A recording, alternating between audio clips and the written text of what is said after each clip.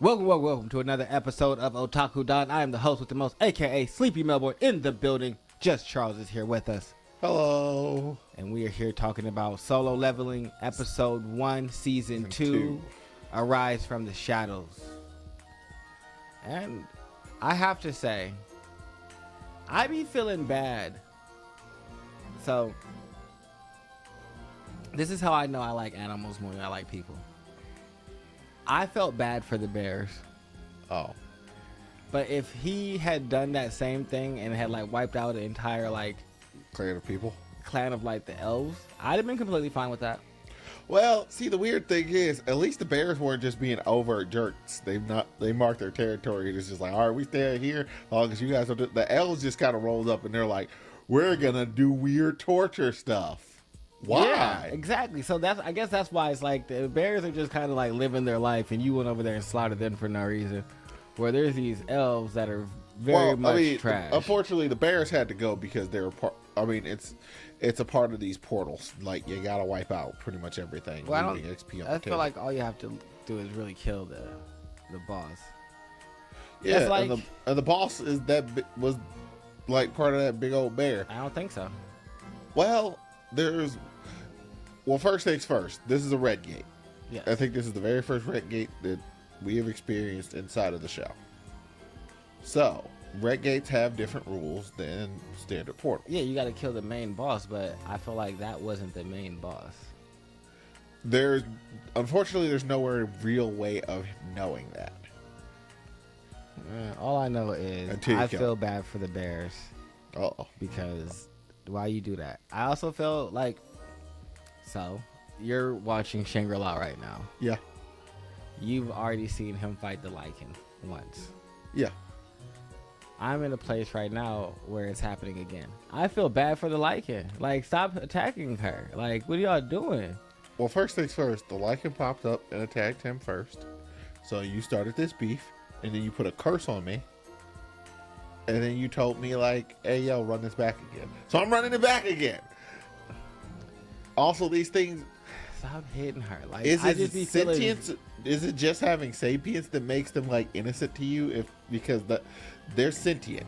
Mm-hmm. That thing was smart. Like, it's as smart as you or I. Yes. So, it being inside of a 4-pawed form doesn't matter to me. Matters to me. Well, because, like, even though it's sentient, it's still just out here doing its own thing, but like attacking random people. And not even attacking random people. You happen to be where I popped up at. I was I was fighting some goblins, and you chose to be like, rah, I'm gonna hit your fight, and I'm gonna freaking kill you. Whoa. Maybe the goblins are my food, and I was trying to... That thing eradicated them down to damn near the cellular level. Like, thing hit him with the people are my food, and I found you. Well, and that's the funny thing about people being your food. That means being a hunter, you accept the fact that you might die on this hunt. Nope. Yep. I feel bad for the Lycan. I feel bad for the bears. Also, why do you feel bad for computer code? Because it's a dog. You just like dogs. I do. I love doggos. And don't be hurt no doggos. No matter. I hate anything that has a doggo getting hurt in it. Like, as soon as that happens, I'm kind of out. Like, I'm like in the one where we followed Zushi, and he was the dog for a while. And then the dog Is that died. The only reason why you stuck with two? Yeah. If he turned into, like, I don't know, a cat, you would have been like, nah, dog. Yeah, because cat, he'd have been all weird acting and like fickle and shit. I'm not here for that. But the dog was like all like loyal and had tried to follow the boy, and then actually couldn't make it, and had then ended up dying, and then Zushi touched him, and then like it was just very touching, and Zushi became the dog. I was hella sad when the dog died again, man. No, hell no. So all right. I'm very much into the other things that are going on. So, our boy Sun Jin Woo went into a White Tiger's gate, or is going to go into a White Tiger's gate for training as an observer. They get locked in there, where we really get to actually see Sun Jin Woo actually use his necromancer abilities for the very first time. And I want to see him fight the dude that shows up. the brother, Yeah. I can't remember. The Korean guy who was over in America, who was the brother of the guy who tried to kill Sun Jin-woo. Pretty much. Like, the only thing I really don't like about solo leveling is that everyone's rank is just locked in from the beginning. You can't really get stronger unless you get lucky. Not personally a fan of that methodology. Really? No. I think I kind of do like that. Because it means your power is a little bit luck based. well, I like it because I know more about this, and realistically, that's everybody that's in that system is just a regular player, and you're not really a part of the real game. Yeah, I get that. But as of right now, where we're at, we're only dealing with regular players in Sun Jin-woo. And I'm a really big, I understand the entire impetus is this is called solo leveling, so this is one person working their way up. But I'm always a fan of, I'm more of a fan of parties. Always been kind of a fan of parties. Always been a fan of good supporting characters that come along with you. It's kind of one of the reasons why I'm not as big a fan of Dragon Ball Z as I used to be, because it's kind of Goku and Vegeta, and the rest of the Z fighters kind of got left in the past. Not really a big fan of Naruto, because it's just it's Naruto, Sasuke, and then kind of Sakura, and everybody else kind of gets left in the past because of super Jesus powers. It's just if everybody can, I'm not a fan of progression being your superpower. I'm capable of getting super duper strong. Well, if everybody was capable of getting stronger, and would you even be that strong? I mean, maybe not.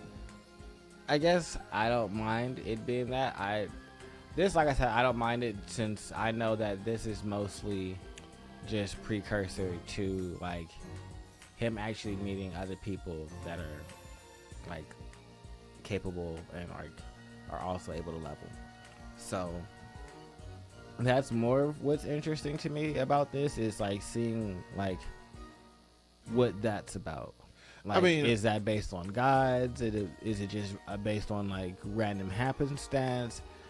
Does everybody have to go through that trial with the statues like he did? There's a lot of just things that I'm interested in terms of learning about the world outside of other people being leveled up. As long as my main character has some pretty cool stuff going on and he's not Kaneki, I'm pretty happy with him. He's a little overzealous sometimes for me. If he was more like Bell, I think I would enjoy it more. Oh. Why? Because Bell is a progression story too, where his basic ability is I get much stronger than y'all much faster. But he doesn't necessarily discard the value of other people who are lower than him, because they all have other skills. And so where Jinwoo is, at least right now, seems he's an island, and based upon the name of the series, he will probably forever remain an island, because it is called solo leveling. It's not called team. Well, the one thing that I can see that kind of makes me feel like there might be a little bit of a difference is that if he levels up, do his necromancers gain some level of sentience and personality? And so if Egress starts to become a personality and someone that's can evolve and grow, and if he gains other shadows that have personalities and abilities that he can form a team with, I'm comfortable in that. That is a hypothetical question. I am not going to answer it. Yeah, it is. I really don't know. The only thing I do know is that there's other players. It took me a hot second. It's just I know the answer to that question. It's just oh yeah, no, I'm gonna shut up now. Yeah, I don't need any answers. But we do see him take the girl that is an E ranker into this dungeon with him and tell her that it's his job to protect them. well, protect her since he brought her, and tells her not to ask him anything, as well as the others. Don't ask me anything or ask me for anything. And then he proceeds to just wipe out all of the bears. Even though he's not. See, the thing about Sun Jin-woo is, like, I don't know. He has departed very far from where he started, because it was like a very kind of like modest, hardworking, I'm gonna take advantage of every single opportunity that we get type person, and he's just not that anymore.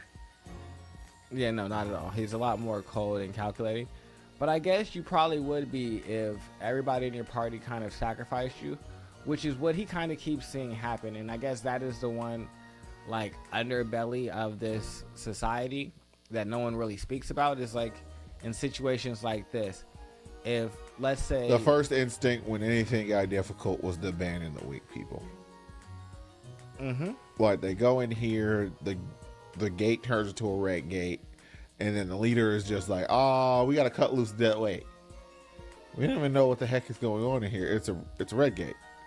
Like, we can't afford to have them around. It's just like, all right, well, I'll protect them. You can go. Oh, you can go right ahead. Oh, you're an E ranker. But I feel like if the people had done it the opposite way, made them go through the clearing, and the captain and his people gone through and fought the bears, they would have lasted and been able to survive against the bears much better than they would have against the ice elves.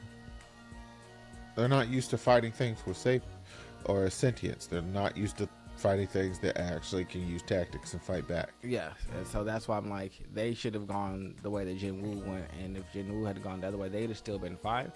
I don't know if he'd have been able to protect everybody, and that's probably why he was more comfortable just going this way, because he knew, no, there's bears this way, and it's going to be easy. Well, he also, keep in mind, he has no idea how to use his power yet. Like, this is the first time he's using it since he got it. Yeah. Like, he hit that other thing with the rise, and it was just like, oh, what's going on? What does this do? What's my threshold? How does it work? What are we doing? Yeah, and so I'm interested to see where this goes and how he handles dealing with the other half. Because the only thing I can say that makes me feel like you might be a little bit right is I guess the captain or the leader of all the bears has these 3 purple jewels on his chest that kind of signify it as the captain and leader.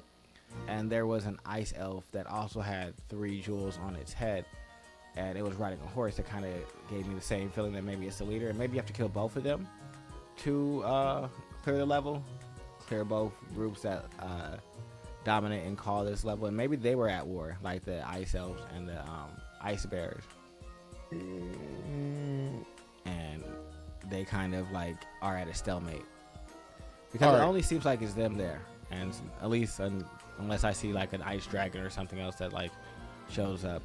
But like they said, this level area was the ice bears territory, so there's nothing that's really stronger than them that's gonna like take their territory. So it seems like the elves and them were on equal footing and just had 2 halves of this area. All right, well, I'm going to shut up now. But other than that, I'm interested to see what happens next. Make sure you guys like, subscribe, comment below. Bye-bye. And yeah, Captain's running away because his whole party got wiped. I'm super strong. I'm an A ranker.